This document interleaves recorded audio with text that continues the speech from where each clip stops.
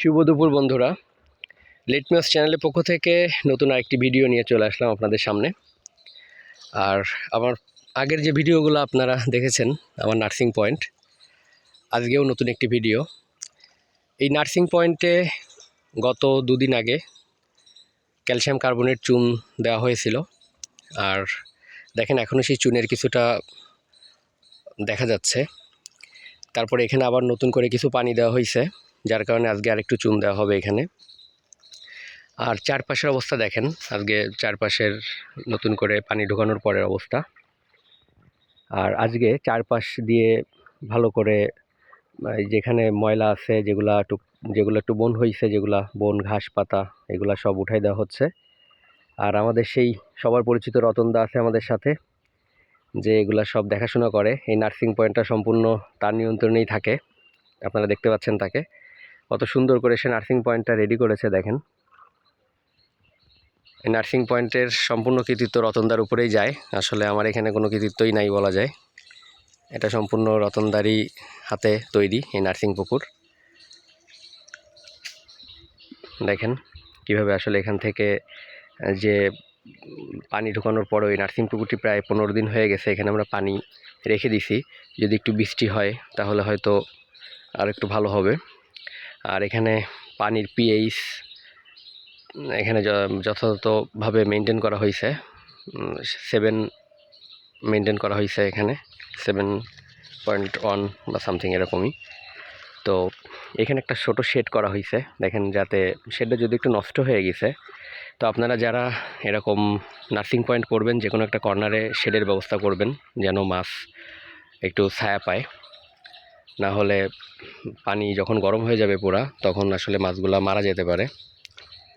তো দেখাচ্ছি যে নার্সিং পয়েন্টের মধ্যে যেখানে অল্প অল্প ঘাস বন বা এখানে যে কলমি লতা বা এই যে কিছু কিছু ঘাস হয়েছে, এগুলো সব আবার পরিষ্কার করে দেওয়া হচ্ছে নতুন করে। আর চুন দেওয়ার পরে আসলে এখানে হড়া টানার ব্যবস্থা করতে হয়, আমরা সেটাও করলাম। আর এখানে পুরা আবার নতুন করে আজকে হড়া টানা হবে। আর দেখতে পাচ্ছেন আমার সামনে এখানে ধান লাগানো, এই ধানগুলো ওঠানোর পরে এই পুরো অংশটুকু রেডি করা হবে। ওই পাশে 25 শতকের একটি ঘের, ওটা কালচার পুকুর। আর ওপাশে আমার আরেকটা কালচার পুকুর আছে, যেটা প্রায় 50 শতকের মতো। তো এখান থেকে এই 10-12 শতক জায়গা নার্সিং পয়েন্ট, এখান থেকে নার্সিং করে নিয়ে সব আমরা চলে যাব আমাদের কালচার পুকুরে, মাছ চলে যাবে। আর হয়তো 1 সপ্তাহ বা 10 দিন পরেই আমরা এখানে মাছ ছাড়বো নার্সিং পয়েন্টে। তার আগে আমরা সর্বশেষ প্রস্তুতি নিচ্ছি। আজকে আমাদের সর্বশেষ চুন দেওয়া হবে। আর এই চুন দেওয়ার পরে আমরা হয়তো 2 দিন বা 3 দিন পুকুরটাকে রেস্ট দিয়ে আমরা এখানে আমার জুসের ডোজ করব একটা।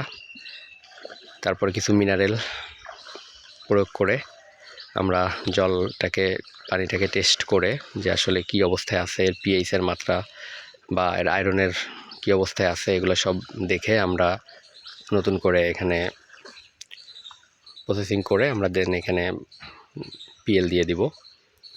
তো বন্ধুরা, আপনারা যারা নার্সিং পুকুর এখন রেডি করেন নাই, আর বেশি সময় বাকি নাই, আজকে অলরেডি 1 বৈশাখ, তো আপনারা শুরু করে দেন। আর হয়তো 1 সপ্তাহের মধ্যে আমরা রেনু পেয়ে যাব। আপনারা শুরু করে দেন, দিলে আপনাদেরও ভালো হবে, কারণ আর সময় নাই। প্রথম দিকে সবসময় চেষ্টা করবেন মাছ দেওয়ার জন্যে, সেটা আপনি নদীর মাছ হোক বা ইন্ডিয়ান সুপার হোক বা এসপিএফ অলমেল হোক, যেটাই হোক চেষ্টা করবেন প্রথম দিকে দেওয়ার জন্যে, তাহলে ভালো একটা ফিডব্যাক পাবেন। আর দেখেন দাদা কিভাবে তলের যে পানিগুলা বা চূর্ণের যে পানি, সেগুলো সব করে দিচ্ছে, যাতে উপরে পানি বা নিচের পানি একসাথে মিশে পানিটা পরিষ্কার হয়ে যায়। সব জায়গায় চুন দেওয়া। এখন আমরা আবার নতুন করে চুন দিব।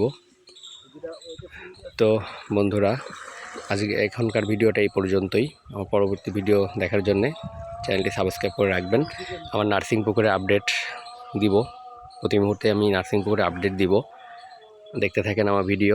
চ্যানেলটি ভালো লাগলে সাবস্ক্রাইব করে রাখবেন। ধন্যবাদ সবাইকে।